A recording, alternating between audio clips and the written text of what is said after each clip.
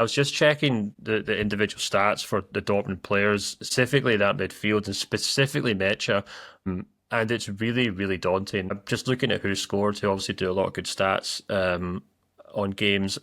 Over the course of the game, let me just read out these numbers for you, right? Total touches of the ball. This is the Barcelona midfield, okay? De Jong, 80 touches. Pedri, 67 touches. Lopez, 60 touches. Necha, 23 touches, right? And that's not even the worst thing. If you actually look at how many passes they made, De Jong made 70 passes. Pedri made 62 passes.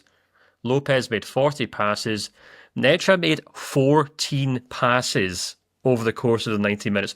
14 passes. Maximilian Bayer made more passes and he came on like, what, the 60th minute? No, at halftime, sorry.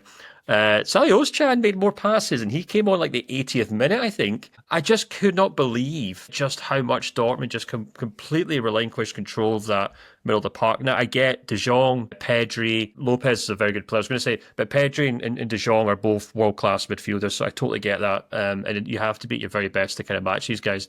But I just feel like Kovac, I guess to an extent, was maybe forced to play these guys because of obviously Sabitzer and Pascal Gross are out.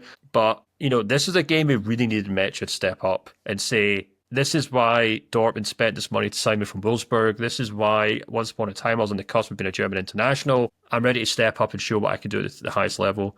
Chukwuemeka to the same extent, but he's on loan. He's been dropped straight into this team. I'm willing to kind of give him a bit more of the benefit of the doubt. But I think the other aspect as well is that because of these injuries, Kovac has had to basically pull Julian Brandt back to play almost like the third midfielder in that team. And for all of Brandt's obvious skill and talent, the one thing he's not good at is grabbing control of a football match. He's never been the guy to grab, a football match by the scruff of the neck and say, I'm going to dominate this game. I'm going to make sure my team dominates this game. He's a guy who has to, he's a wallflower, is what I always say about Julian Brandt. So Dortmund basically went through this entire game with two central midfielders who just had no interest in stepping up and showing their presence against world-class midfielders. And Barcelona just cut right through them time after time after time. And, I could go on a rant about Benzema or Emre Can or Anton or Kobel, who let a goal go right through his hands for the Lewandowski goal. But I do feel like the fundamental issue here is that Dortmund had to rely on some like Mecha and Chukwuemeka